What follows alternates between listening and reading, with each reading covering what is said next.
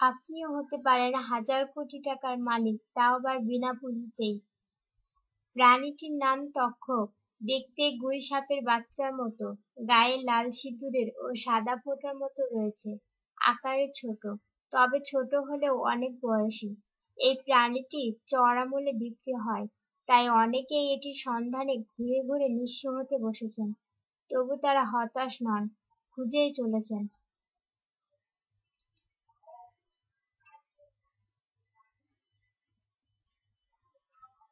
এই প্রাণীর দুই ধরনের পা রয়েছে, কোনোটার মুরগি পা আর কোনোটার হাঁস পা। হাঁস পাগুলোর দাম খুব বেশি, সর্বনিম্ন ৯.৫ ইঞ্চি লম্বা, ৫২ গ্রাম ওজনের হাঁস পা চলে। এর কম ওজন বা লম্বায় ৯.৫ ইঞ্চির ছোট হলে চলবে না। ইঞ্চির মাপ ধরা হয় চোখ থেকে লেজের শেষ পর্যন্ত। মুরগি পাগুলো ২৫৫ গ্রাম ওজন ও ১৫.৫ ইঞ্চি লম্বা হতে হবে। এছাড়া একটি আছে বার্মিজ। বার্মিজটা ওজন ৩৫০ গ্রামের নিচে হলে বিক্রির অনুপযুক্ত। এটি সরীসৃপ জাতীয় প্রাণী। এরা নিশাচর, গাছের গর্তে বাস করে। বিভিন্ন পোকামাকড়, পাখির ডিম খেয়ে এরা বেঁচে থাকে। বাংলাদেশ থেকে শুরু করে অস্ট্রেলিয়া পর্যন্ত কিছু কিছু দ্বীপাঞ্চলে এই প্রাণী রয়েছে।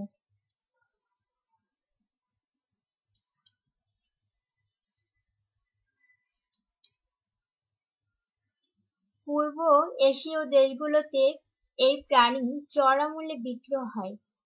তক্ষকের ওষুধি গুণ রয়েছে বলে শোনা যায়। কোনো কোনো দেশে এ দিয়ে ওষুধ তৈরি করে থাকতে পারে। এই প্রাণী বিক্রির ক্ষেত্রে ক্রেতা বিক্রেতার মধ্যে দরদাম হয় দুই ভাবে। একটা থোক, আরেকটা স্ক্যান করে প্রাণীর শরীরে থাকা দানা হিসাব করে। তবে বেশিরভাগ বিক্রেতা স্ক্যানের বিপক্ষে। তারা থোক দরদাম করেন। হাঁস পা ১৫০ গ্রাম হলে বিক্রি করা যাবে ১,০০০ কোটি টাকা। শুধু পকেট মানি দেবে ২০০ কোটি টাকা। এটা ১,০০০ কোটি টাকার অতিরিক্ত। দেশের যেখানেই থাকুক না কেন সেখানেই বায়ার যাবে, হেলিকপ্টারে গিয়ে নিয়ে আসা হবে। বাগেরহাট মোড়লগঞ্জ উপজেলার আব্বাস নামের এক ব্যক্তি জানান, তিনি অধিক লাভবান হওয়ার জন্য এর পেছনে অনেক টাকা খরচ করেছেন। ফিরোজপুরের লাজিপুরের একটা কিনতে গিয়ে ৫ লাখ টাকা ধরা খেয়েছেন। তারা যেটা দেখেছিলেন বাক্সে দেওয়ার সময় আরেকটা দেয়া হয়, বাসায় এসে দেখলেও সেটা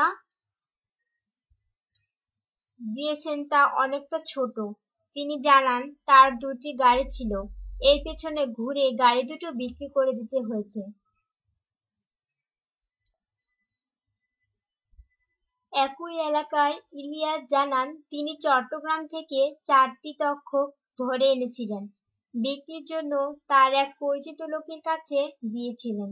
সে তাকে মাত্র ৬০,০০০ টাকা দেন। এর দাম অনেক শুনে তিনি পরে আবার রাঙ্গামাটি যান।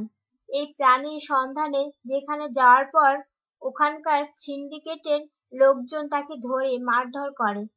তার টাকা পয়সা, মোবাইল সবকিছু রেখে দেয়। বেঁচে ফিরতে পেরেছেন তাই আল্লাহর কাছে হাজার শুকরিয়া। তক্ষক দিয়ে কি করা হয় জানতে চাইলে কেউ বলেন, প্রাণীটা পুরো গলিয়ে ক্যান্সার সহ দুরারোগ্য ব্যাধির ওষুধ তৈরি করা হয়। এই প্রাণী কাউকে কামড় দেওয়ার পর তা ঘা হয়ে শুকিয়ে গেলে ওই ব্যক্তির শরীরে কোনো ধরনের রোগ জীবাণু থাকবে না। আবার কেউ কেউ বলেন, এটা শরীর থেকে দানা এক করে ব্রণ তৈরির কাজে ব্যবহার করা হয়। সারা দেশেই এখন এই প্রাণীটি বেচাকেনার সিন্ডিকেট আছে। ঢাকা থেকে যারা কিনতে চান তারা প্রথমে জেলা শহরে সিন্ডিকেটের কাছে প্রাণীর ছবি চান, পরে সদ্য করা ভিডিও, এটা কোনো পত্রিকার ওপরে ডেডলাইনের পাশে রেখে করতে হয়। এই ভিডিও বিশ্লেষণ করার পর ঢাকা থেকে লোক যায়। এক ব্যক্তি 12 বছর ধরে এর পেছনে ছুটছেন। আর কতদিন ঘুরবেন জানতে চাইলে তিনি বলেন, দেখি, আশা করি আজ হোক কাল হোক ব্যাটে মিলবে বল। ধরুন বিক্রি করে 1000 কোটি টাকা পেলেন, কিন্তু টাকার লেনদেন কিভাবে করবেন? তিনি জানান, আমরা তো অনেক লোক, ইউরো নেব, তাছাড়াও অন্য ব্যবস্থাও করা যাবে। এতে টাকা পেলে কি করবেন জানতে চাইলে তিনি বলেন, আমি একটা টেলিভিশন চ্যানেল করব।